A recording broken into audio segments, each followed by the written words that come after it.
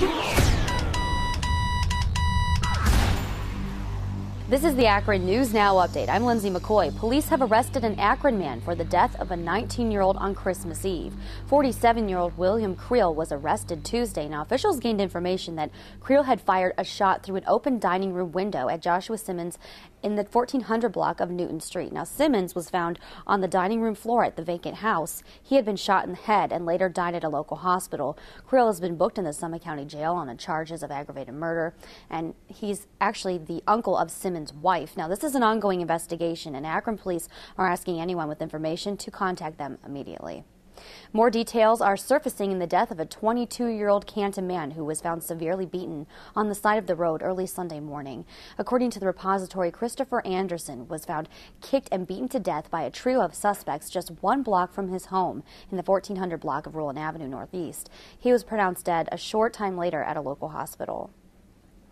A former local doctor is indicted for possessing pipe bombs. 56-year-old Mark Campano of Cuyahoga Falls was charged in federal court with having about 37 unregistered pipe bombs and a homemade gun silencer. The former doctor, who practiced in Ohio and West Virginia, was arrested last month for 2 explosions that ripped through his apartment in the Falls. Campano's mother said that her son detonated the devices in remote areas as a hobby, never with the intention of hurting anyone.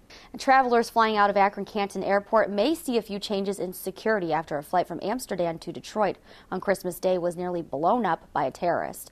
CAK spokesperson Christy Van Auken says the threat level remains the same, and until that changes, checking cars for explosives and other visible security measures won't be put in place. She says more than 80 million people flew in 2009, and flying remains one of the safest, if not the safest, way to travel.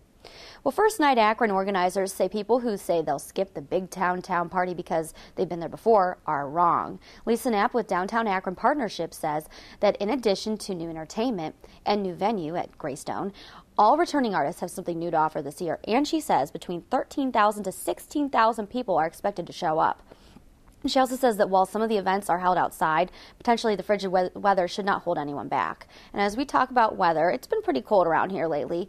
Quite chilly, but we're back into the 30s today with mostly to partly cloudy skies. A high of 38 degrees for New Year's Eve, a rain-snow mix, so careful if you're driving in the evening hours if you have plans. And New Year's Day, a high of 29 degrees. Snow is likely, and it's likely into the weekend as well that we have a little bit of snow accumulation. Continue to follow AkronNewsNow.com for the latest local news. For news online, on demand now. For Akron News Now, I'm Lindsay McCoy.